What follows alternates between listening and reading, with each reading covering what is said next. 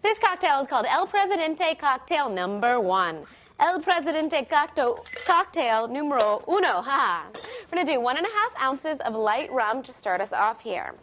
So you have your ice in your mixing glass here, and 1.5 ounces of light rum.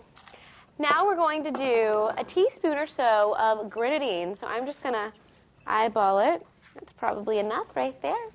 Then a teaspoon or so of pineapple juice, not much.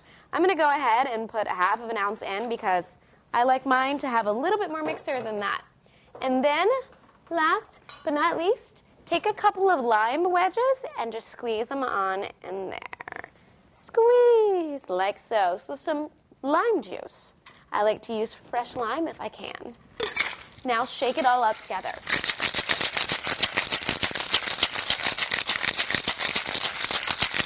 This sounds really tasty, actually.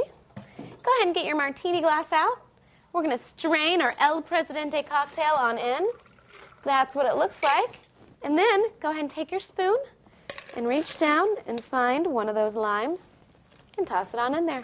And you are good to go. Cheers.